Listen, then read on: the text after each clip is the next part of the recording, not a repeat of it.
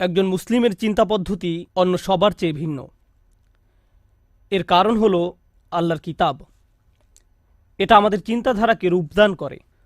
বস্তুত আজ আমি আলোচনা শুরু করতে চাই সূরা মুলকের একটি আয়াত দিয়ে, যেখানে বলা হয়েছে লোকেরা জাহান্নামে প্রবেশ করছে, আর প্রবেশ করাকালে তাদেরকে তাদের অপরাধ সম্পর্কে জিজ্ঞেস করা হচ্ছে। তখন তারা উত্তরে বলবে, ওয়াকালু লাউ কুন্না নাসমাউ আও নাকিল মা কুন্না ফি আসহাবিস সাঈর। বিখ্যাত একটি আয়াত। এবং তারা বলবে, যদি আমরা শুনতাম। চলুন এখানে একটু থামি। এখানে কি শোনার কথা বলা হচ্ছে? যদি কুরআন শুনতাম, যদি ইসলামের বার্তা শুনতাম, যদি উপদেশগুলো শুনতাম, যদি কুরআন শুনতাম।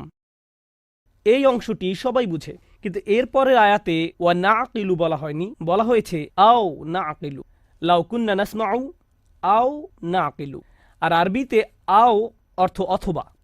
যদি আমরা শুনতাম অথবা বিবেক বুদ্ধি প্রয়োগ করতাম, অর্থাৎ যদি শুনতাম অথবা অন্তত পক্ষে চিন্তা ভাবনা করতাম। কথাগুলো এইভাবে উপস্থাপনার পেছনে শক্তিশালী উদ্দেশ্য রয়েছে।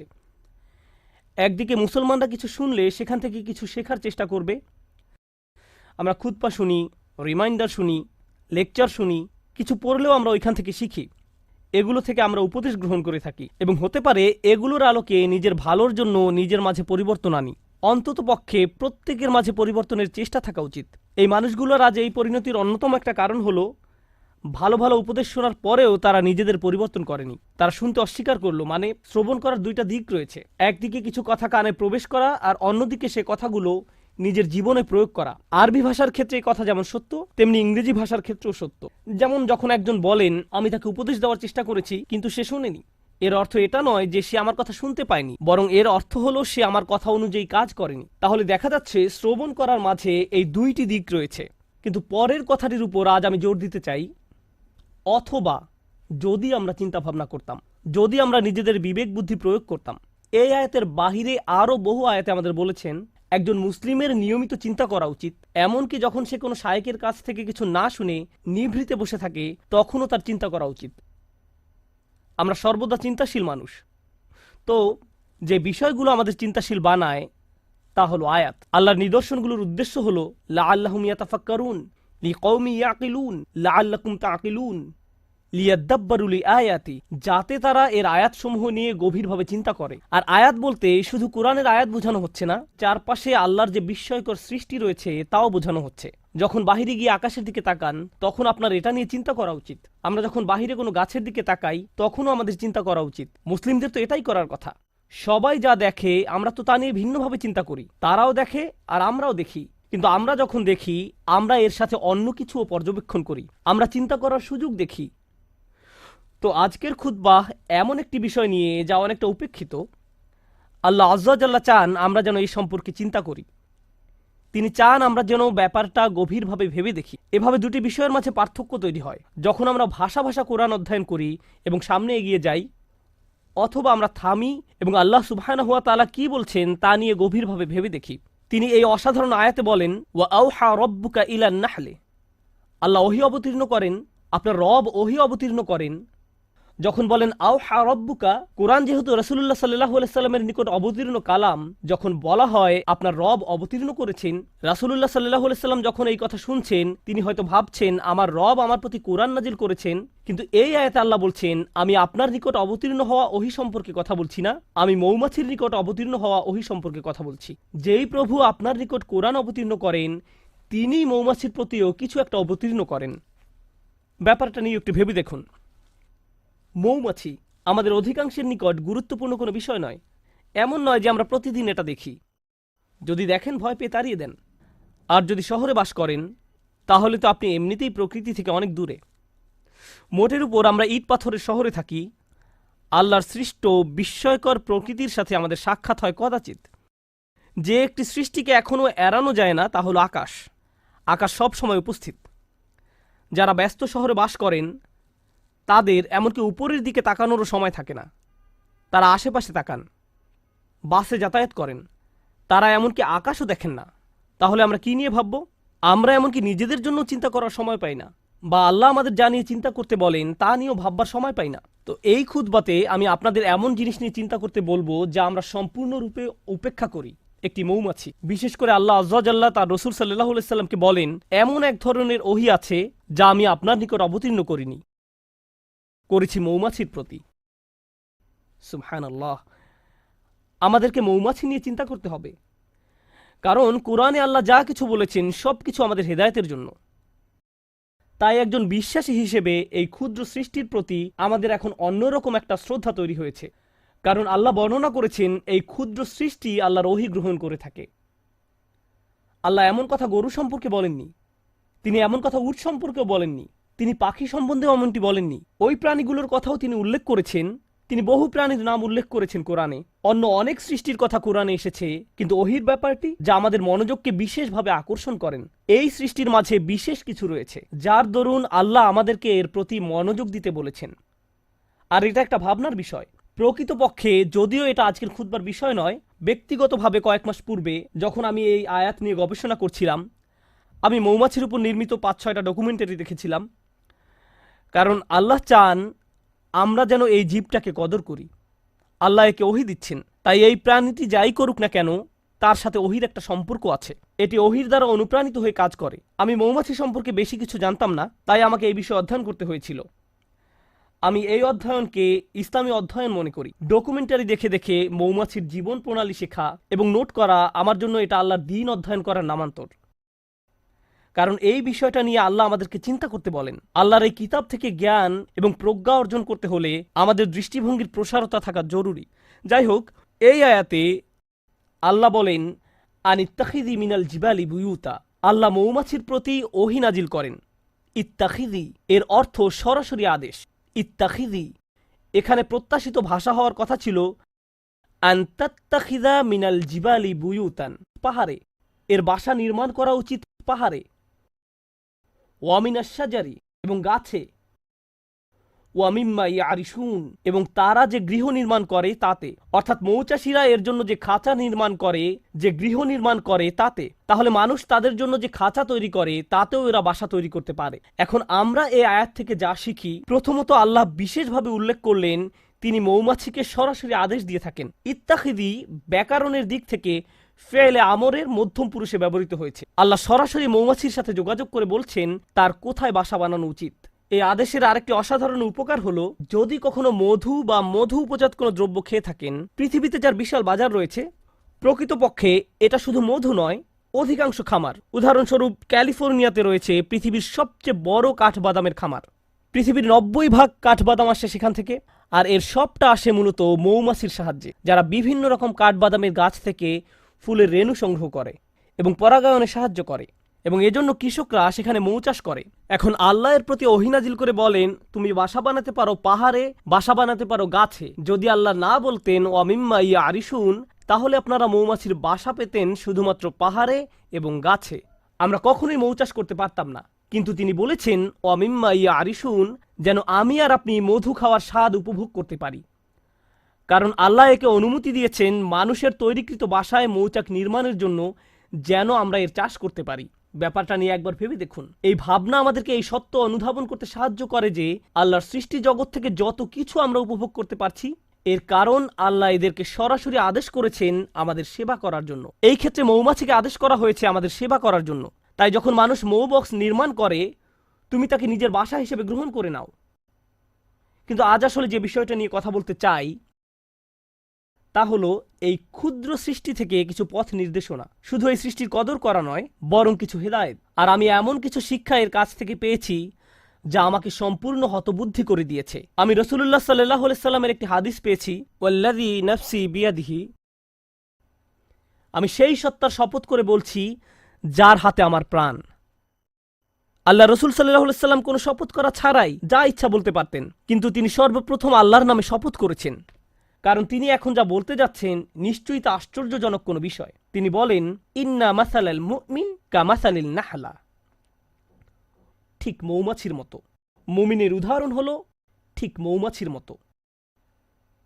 আমি বসে থেকে ভাবলাম, সুবহানাল্লাহ, আল্লাহ প্রথমে আমাদের বলছেন তিনি মৌমাছির প্রতি ওহী প্রেরণ করেন, আর এখন রাসূলুল্লাহ সাল্লাল্লাহু আলাইহি সাল্লাম বলছেন তুমি যদি মুমিন হতে চাও তাহলে ঠিক মৌমাছির মতো হও। মৌমাছির মতো হলে কি হবে? আর কিভাবে মৌমাছির মতো হব? মৌমাছি আমাকে আমার ঈমান সম্পর্কে কি শেখাবে? কিভাবে একজন বিশ্বাসীর মতো বাঁচতে হবে এ ব্যাপারে মৌমাছি কি শেখাবে? ব্যাপারটা এতই সিরিয়াস যে আল্লাহ রসুল সাল্লাল্লাহু আলাইহি সাল্লাম প্রথমে আল্লাহর নামে শপথ করেছেন, তারপর এই কথা বলেছেন। তো তিনি আমাদের কিছু কথা বললেন যার প্রতি আমাদের মনোযোগ দেওয়া প্রয়োজন, কিন্তু আমি চাই রাসূলুল্লাহ সাল্লাল্লাহু আলাইহি সাল্লাম কি বলেছেন আপনারা তার প্রতি মনোযোগ প্রদান করুন। তিনি বলেন, আকালাত তাইয়িবান, এটি ভালো জিনিস খায়, এটি ভালো এবং খাঁটি জিনিস খায়। মৌমাছি উত্তম ফুলের নিকট যায়, এটি এমন কোনো ফুলের নিকট থেকে নেয় না যেটি অপরিপক্ক, নষ্ট। এটি এমন কোনো ফুলের নিকটও যায় না, গন্ধ শুকে এটি বুঝে ফেলে অন্য মৌমাছি ইতোমধ্যে এই ফুলের কাছ থেকে নিয়ে গেছে। এটি নতুন, পরিষ্কার, খাঁটি একটি ফুলের নিকট যায়। এটি শুধু সেই ধরনের ফুলের নিকট যায়। আমাদের ঈমানের প্রথম যে ব্যাপারটি এখানে হাইলাইট করা হয়েছে তা হলো যে রিজিকের আমরা সন্ধানে বেরিয়ে পড়ি। শুধু যে খাদ্য আহার করি তাই নয়, বরং যে রিজিকের পিছনে ছুটি, যে চাকরি আপনি পাবেন, যে ব্যবসা আপনি শুরু করবেন, যে টাকা আপনি কামাবেন এবং যে খাদ্য আপনি আহার করবেন, সব কিছুতে খাঁটি জিনিসের সন্ধান করুন। এমন জিনিসের অনুসন্ধান করুন যা খাঁটি, যা পবিত্র। সর্বোত্তম জিনিসের খোঁজ করুন। আর জানেন তো, মৌমাছি সবচেয়ে ভালো ফুল না পাওয়া পর্যন্ত খুঁজতে থাকে। তাই আমাদেরও সেরাটা অর্জন করতে হবে। ফালিয়ুতকিনহু, একজন মুমিনের দৃষ্টিভঙ্গি এমনই, তার উচিত দক্ষতা অর্জন করা। আপনাদের সবাই যখন কিছু করবেন তাতে দক্ষতা অর্জন করুন। আপনার উচিত সেরা হওয়া। এটাই মৌমাছি করে। সে সেরা ফুলের সন্ধানে থাকে, এটাই মৌমাছি করে। এটাই প্রথম শিক্ষা। তারপর তিনি বলেন, অওয়াদাআত তাইয়িবান, এটি উত্তম উপায়ে বসে। যেভাবে এটি ফুলের উপর বসে তা খুব সুন্দর। ব্যাপারটা ভালো এবং খাঁটি। আর আপনাকে এ সম্পর্কে গবেষণা করতে হবে। মৌমাছি নিয়ে গবেষণা না করলে তো এটা আপনি জানতে পারবেন না। মৌমাছি নিয়ে অধ্যয়ন করলে জানতে পারবেন তারা শুধু সে ফুলের কাছেই পরাগ নিয়ে যায় যে ফুলের পরাগ দরকার। মৌমাছি যখন কোনো ফুল থেকে মধু নিতে যায়, তারা ওই ফুল থেকে মধু নিবে না যদি না তারা ওই ফুলকে আরো বেশি কিছু দেয়। তারা একে জীবন দিবে, পরাগ দিবে। আমাদের সবার জীবনে বিভিন্ন রকম সম্পর্ক রয়েছে, ঠিক যেমন মৌমাছির ফুলের সাথে সম্পর্ক আমাদের প্রত্যেকের সম্পর্ক রয়েছে। আপনার আমার প্রতিটি সম্পর্কের ক্ষেত্রে আপনি কিছু নেন এবং কিছু দিয়ে থাকেন। আপনার বিবাহের ক্ষেত্রে আপনি কিছু দিয়ে থাকেন এবং কিছু নিয়ে থাকেন। যখন আপনি পিতা বা মাতা হন, যখন আপনি একজন শিক্ষক, তখনও আপনি কিছু দিয়ে থাকেন এবং কিছু নিয়ে থাকেন। যখন আপনি কারো চাকরি করেন বা মালিক পক্ষের হয়ে থাকেন, তখনও কিছু নিয়ে থাকেন এবং কিছু দিয়ে থাকেন। কিন্তু মৌমাছি যা কিছু নেয় তার চেয়ে অনেক বেশি দিয়ে থাকে। এটি নেওয়ার চেয়ে দেয় অনেক বেশি। আর যা প্রদান করে তা গ্রহীতার জীবনকে উন্নত করে। আর যা নিয়ে যায় তা গ্রহীতার কোনো ক্ষতি করে না। এটি ফুল থেকে যা নেয় তা ফুলের কোনো ক্ষতি করে না। ওয়াদাআত তাইয়িবান, এটি ফুলের উপর পা গুলো রাখে খুব সুন্দর করে। প্রসঙ্গত, ফুলের খুব কোমল জায়গায় মৌমাছিকে বসতে হয়। ফুলের তুলনায় মৌমাছি ভারী একটা জীব। যদি সে তার সম্পূর্ণ ওজন ফুলের ওই কোমল জায়গায় রাখে তাহলে এটি ভেঙে যেতে পারে। তাই এটি ভাসতে থাকে, পুরো ওজন ফুলের উপর রাখে না। এটি পাখাগুলোকে ঝাপটাতে থাকে যেন সম্পূর্ণ ওজন ফুলের উপর না রাখতে হয়। আমরা এখান থেকে কি শিখছি? আপনার একটি সম্পর্ক আছে, কিন্তু আপনি শুধু দাবি করতে থাকেন, চাইতে থাকেন। তারপর এক সময় আপনার প্রিয় বন্ধু, আপনার কর্মচারী, আপনার স্বামী বা স্ত্রী, তাদের ধৈর্যের বাঁধ ভেঙে যায়।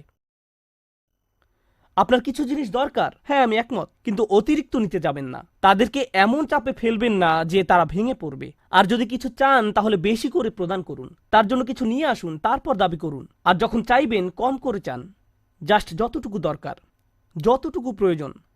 তাহলে ওয়াদাআত তাইয়িবান, আচ্ছা এটা সুন্দরভাবে বসে, ভালো একটি জায়গা খুঁজে নিয়ে বসে, এটা সুন্দরভাবে আহার করে। এর আরেকটি উপকার হলো, যদি অন্য কোনো মৌচাকের মৌমাছি পাশ দিয়ে অতিক্রম করে এবং দেখে যে একটি মৌমাছি এই ফুল থেকে আহার করছে, তখন সে এখানে এসে কোনো ঝামেলা বাঁধায় না। কারণ যদি দুইটি আলাদা মৌচাকের মৌমাছি একটি ফুলের উপর গিয়ে বসে, তখন ফুলের ক্ষতি হয়ে যায়, এর আর পরাগায়ন হয় না, ফুলটি এর ফলে মারা যায়। তাই মৌমাছি ব্যাপারটা বুঝতে পারে। সে জানে যে এই ফুলের সাথে ওই মৌচাকের সম্পর্ক গড়ে উঠেছে, আমার আর এর কাছে যাওয়া উচিত নয়। এবং গন্ধ শুঁকে বুঝতে পারে। এরপর সে অন্য আরেকটি ফুলের নিকট যায় যাকে স্পর্শ করা হয়নি এখনো। আর আমরা কি করি? কেউ একটা দোকান খুললো, আরেকজন দেখে ভাবলো ভালো ব্যবসা, আমারও ঠিক একই রকম একটা দোকান দিতে হবে রাস্তার ওই পাশে। আর ওই লোকের সব কাস্টমার নিয়ে যায়। যখনই কোনো কাস্টমার ওই ব্যক্তির দোকানে যেতে নেয়, এই ভাই এদিকে আসেন, আপনাকে একটা জিনিস দেখাই, আমরা কি করি? আরো শত শত জায়গা আছে যেখানে আমি দোকান দিতে পারি। আল্লাহ রিজিক প্রশস্ত, আমাকে তার প্লেটের ভাত নিজের প্লেটে তুলে নিতে হবে না, কিন্তু এটাই আমরা করি। মানুষ এমন কৃপণের কৃপণ। আমি এমন মুসলিম চাকরিজীবীর কথা জানি যারা অনেক টাকা কামায়, আমি এমন ডাক্তারদের কথা জানি যারা যথেষ্ট টাকা আয় করে, তারপর হয়তো কোনো মেডিকেল কলেজের ছাত্র যে হাসপাতালে ইন্টার্নশিপ খুঁজছে, আর এই ডাক্তার তার জন্য সুপারিশ করে না, কারণ হয়তো 5 বছর পরে সে আমার চেয়ে বেশি আয় করবে। আমি এটা চাই না। এভাবে আমরা একে অন্যকে সাহায্য করতে চাই না। অথচ একজন বিশ্বাসীর মনোভাব হওয়া উচিত ছিল এরকম, আচ্ছা সে তার রিজিক এখানে আয় করছে, আমার উচিত অন্য কোনো জায়গা যাওয়া, আমার তার রিজিকে ভাগ বসানোর দরকার নেই, পুঁজিবাদী সমাজের মতো গলা কাটার দরকার নেই। আপনি এই দুনিয়াতে অন্য মানুষের রিজিক দখল করে নিজের টাকা আয় করতে আসেননি। আমি শুধু আমার লাভ বুঝি, আমি এছাড়া অন্য কিছু বুঝি না। সুবহানাল্লাহ। আর নবী সাল্লাল্লাহু আলাইহি সাল্লাম বলেন, ওয়াকাত ফালাম তাকসির, এটা বসে কিন্তু ভেঙে ফেলে না, এটা দাবি করে এবং নিজেরটা নেয় কিন্তু ভাঙে না, এটা নেয় সর্বোত্তম পন্থায়। আহার করার কি এক মহৎ পন্থা, বাঁচার কি এক মহৎ পন্থা। আমাদের ক্ষেত্রে ব্যাপারটা শুধু টাকার সাথে জড়িত নয়, সম্পর্কের ক্ষেত্রেও এমনটা ঘটে। আমাদের সকল সম্পর্কের জন্য এখান থেকে যা শিখছি, যদি আমরা সত্যই মৌমাছির কাছ থেকে কি শিক্ষা নিব তা বুঝতে পারি, যে শিক্ষাটা উপলব্ধি করার প্রতি রাসূলুল্লাহ সাল্লাল্লাহু আলাইহি সাল্লাম এত বেশি জোর প্রদান করেছেন, তাহলে আমাদের বুঝতে হবে আমি কি আমার বাচ্চাদের উপর অনেক বেশি প্রেসার দিচ্ছি? আমি কি আমার পিতামাতার কাছ থেকে অনেক কিছু দাবি করছি? আমি কি আমার স্বামীর কাছ থেকে বেশি কিছু দাবি করছি? আমি কি আমার স্ত্রীর কাছে অনেক কিছু আশা করছি? আমি কি আমার বন্ধুর কাছে অনেক অনেক কিছু চাচ্ছি? আমি কি আমার কর্মচারীদের উপর অনেক বেশি কঠোর? আমি কি আমার শিক্ষককে অনেক বেশি জ্বালাতন করছি? আপনাকে এই প্রশ্নগুলো করতে হবে, কারণ আপনি মৌমাছির মতো হতে চান। তারপর সবশেষে তিনি বলেন, ওয়ালাম তুফসিদ, ওয়ালাম তুফসিদ, এবং এটি কোনো দূষণ তৈরি করে না।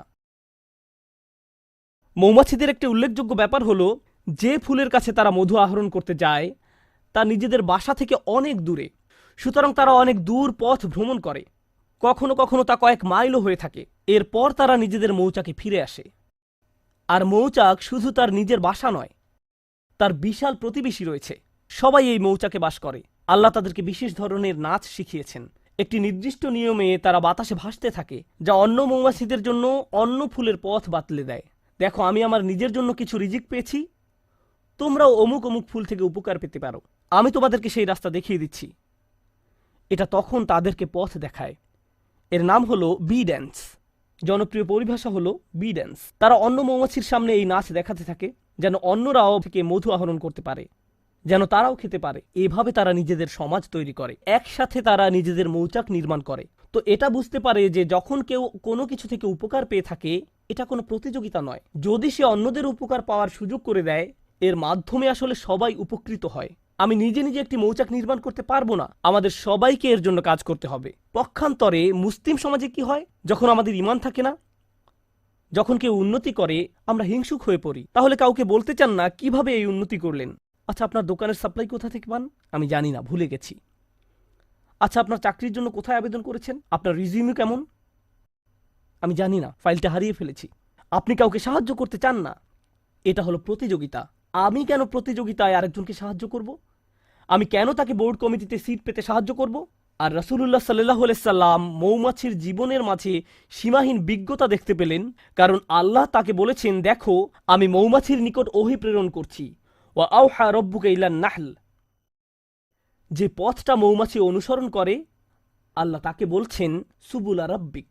মৌমাছি বৃত্ত তৈরি করে দুলতে দুলতে সামনে চলতে থাকে, কিন্তু আমাদের পক্ষে তাদের এই পথ ভ্রমণ দেখা সম্ভব নয়। আর আল্লাহ বলছেন, প্রতিটি বাঘ যে এটি নিয়ে থাকে সেটি তার রবের দেখানো পথ। আল্লাহ তাদের জন্য এই পথটি তৈরি করেছেন, আর তিনি এটাকে জুলুলান বলেছেন। এই আয়াতে যে হাল ব্যবহার করা হয়েছে তা হলো জুলুলান। আল্লাহ বর্ণনা করেছেন, মৌমাছি নম্রতার সাথে এগিয়ে চলে, এর একটা চাকরি আছে, গুরুত্বপূর্ণ কাজ আছে, এটা একটা মিশনে আছে, এটা একটা লক্ষ্য পানে এগিয়ে চলছে, কিন্তু তাই বলে এটা অহংকারী নয়। অনেক সময় দেখবেন মানুষ ব্যস্ত সময় কাটালে কেমন জানি অহংকারী হয়ে ওঠে। আমি মারাত্মক ব্যস্ত, তোমার জন্য আমার সময় নেই, পরে কল দিও। আর আপনাদের মাঝে কেউ কেউ বড় চাকরি করেন, মাকে কল দেওয়ার সময় নেই। অন্যদিকে মৌমাছি জুলুলান তথা কাজ করতে যাওয়ার সময়ও নম্রভাবে পথ চলতে থাকে। সুবহানাল্লাহ। সব শেষে যা বলতে চাই, আর 2 মিনিট সময় আছে, আমি মৌমাছি নিয়ে শেষ একটি কথা বলতে চাই।